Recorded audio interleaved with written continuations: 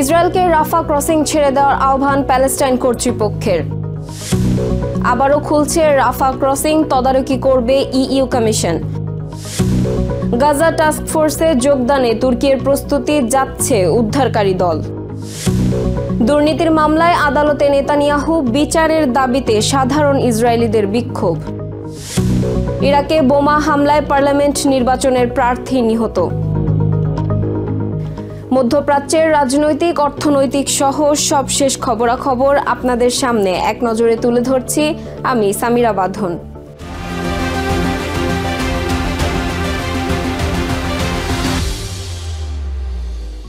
গাজার ইজিপ্ট সীমান্তবর্তী রাফা ক্রসিং ছেড়ে দেওয়ার দাবি জানিয়েছে প্যালেস্টাইন কর্তৃপক্ষ।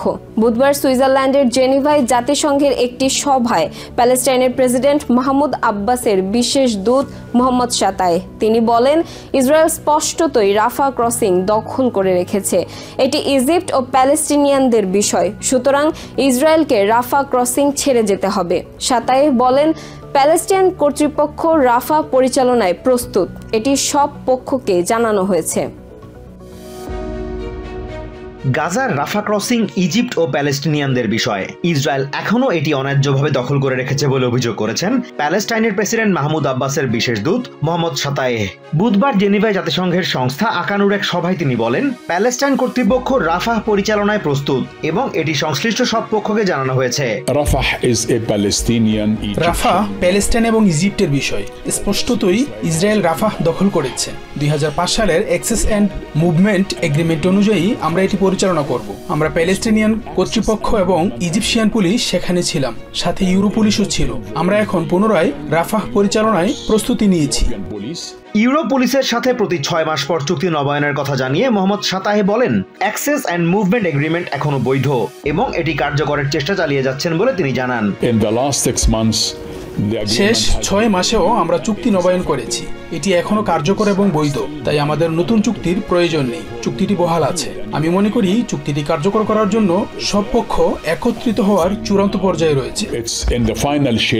সভায় প্যালেস্টাইন, বিশেষত গাজা পুনর্গঠনে আন্তর্জাতিক সহায়তার বিষয়ে বিশ্ব সম্প্রদায়ের দৃষ্টি আকর্ষণ করেন পি এর এই কর্মকর্তা। পুনর্গঠনে সহায়তায় যুদ্ধবিধ্বস্ত সিরিয়া, সুদান সহ আরও একাধিক দেশের সাথে প্রতিযোগিতায় প্যালেস্টাইন যেন পিছিয়ে না পড়ে সে বিষয়ে গুরুত্ব দেন শাতাহে। পুনর্গঠনের বিষয়ে আমি কিছুটা চিন্তিত।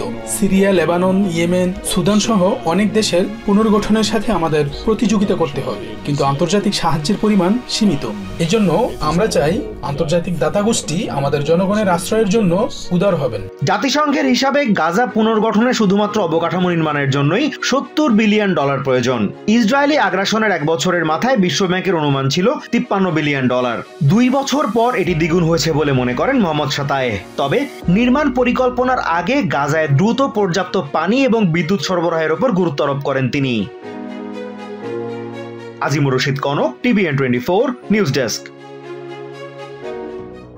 সাময়িক বন্ধের পর আবারও খুলতে যাচ্ছে ইজিপ্ট ও গাজা সীমান্তের রাফা ক্রসিং। বৃহস্পতিবার থেকে পুনরায় খোলার পর ইউরোপিয়ান মিশন ক্রসিংটির নিরাপত্তা তত্ত্বাবধান করবে বলে জানিয়েছে রয়টার্স। গাজায় নিহত জিম্মিদের মরদেহ হস্তান্তরে হামাসের বিরুদ্ধে কালক্ষেপণের অভিযোগে বুধবার ক্রসিংটি বন্ধ করে দিয়েছিল ইসরায়েলি বাহিনী, যা মাত্র 1 দিন আগেই খোলা হয়েছিল। এরপর টানা 3য় দিনের মতো হামাসের পক্ষ থেকে বুধবার আরও 4 জিম্মির মরদেহ হস্তান্তরের প্রস্তুতির কথা জানালে নিষেধাজ্ঞা প্রত্যাহারের সিদ্ধান্ত নেয় ইসরায়েল। রয়টার্স জানিয়েছে, বৃহস্পতিবার রাফা ক্রসিং খোলার পর ইজিপ্ট ও প্যালেস্টাইন কর্তৃপক্ষের সাথে পুরনো চুক্তির আওতায় ইইউ পুলিশের নিরাপত্তায় যুক্ত হবে। গাজা যুদ্ধবিরতি চুক্তির আওতায় আন্তর্জাতিক টাস্ক ফোর্সে যোগ দেওয়ার প্রস্তুতি শুরু করেছে তুর্কি। বুধবার গাজার উদ্দেশ্যে একটি উদ্ধারকারী দল তুর্কির এরজুরাম প্রদেশ থেকে রওনা দিয়েছে। এরজুরামের দলটি প্রথমে আঙ্কারায় যাবে, সেখান থেকে অন্যান্য দলের সাথে যুক্ত হয়ে গাজায় উদ্ধার কাজে যোগ দেবে। এর আগে মঙ্গলবার তুর্কির মেরসিন বন্দর থেকে 900 টন খাদ্য বোঝাই একটি জাহাজ গাজার উদ্দেশ্যে রওনা দেয়। ইজিপ্টের শার্ম আল শেইখে মধ্যস্থতাকারী অন্যান্য 3 দেশের সাথে চুক্তি স্বাক্ষরের ফলে গাজায় সরাসরি নিযুক্ত হয়েছে তুর্কি। কাতার, ইজিপ্ট ও আমেরিকার সাথে সম্পাদিত চুক্তির অংশ হিসেবেই ধ্বংসস্তূপে উদ্ধার কাজে যাচ্ছে তুর্কির দল, এমনটাই জানিয়েছেন জাতীয় দুর্যোগ ব্যবস্থাপনা কর্তৃপক্ষের প্রাদেশিক প্রধান সেলাহাদ্দিন কার্সলি। আপনারা জানেন, দুদিন আগে আমাদের মাননীয় প্রেসিডেন্টের প্রচেষ্টায় অন্যান্য বৈশ্বিক নেতাদের সাথে শান্তি চুক্তি স্বাক্ষর হয়েছে। তারই অংশ হিসেবে এই দলটি গাজায় আমাদের ভাইদের ক্ষত সারাতে যাচ্ছে। গাজায় যুদ্ধবিরতি ও জিম্মি মুক্তি উদযাপনের মধ্যে দুর্নীতি মামলায় তেল আভিভের আদালতে হাজিরা দিয়েছেন ইসরায়েলের প্রধানমন্ত্রী বেঞ্জামিন নেতানিয়াহু।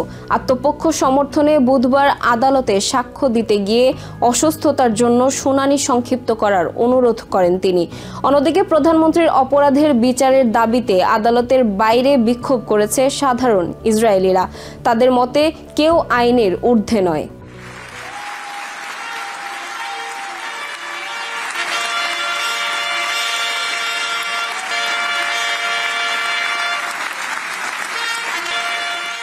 গাজায় যুদ্ধবিরতির পর ইসরায়েলের পার্লামেন্টে ভাষণ দেওয়ার সময় প্রেসিডেন্ট আইজাক হারজগের প্রতি প্রধানমন্ত্রী বেঞ্জামিন নেতানিয়াহুকে ক্ষমা করে দেওয়ার অনুরোধ করেন প্রেসিডেন্ট ডোনাল্ড ট্রাম্প। তার অনুরোধের প্রতিক্রিয়ায় তেল আভিভের বাসিন্দারা বলছেন, কেউ আইনের ঊর্ধ্বে নয়। বুধবার প্রধানমন্ত্রী নেতানিয়াহু দুর্নীতি মামলায় সাক্ষ্য দিতে গেলে আদালতের বাইরে বিক্ষোভে অংশ নেয় সাধারণ ইসরায়েলিরা। নেতানিয়াহুর বিচার চালিয়ে যেতে আদালতের প্রতি আহ্বান জানায় তারা।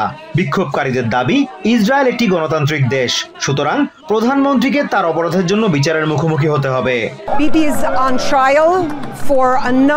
নেতানিয়াহুর বিরুদ্ধে বেশ কয়েকটি অপরাধের বিচার চলমান, যদিও প্রেসিডেন্ট ট্রাম্প তাকে ক্ষমা করার অনুরোধ জানিয়েছেন, কিন্তু তিনি এখনো একটি গণতান্ত্রিক দেশে অবস্থান করছেন।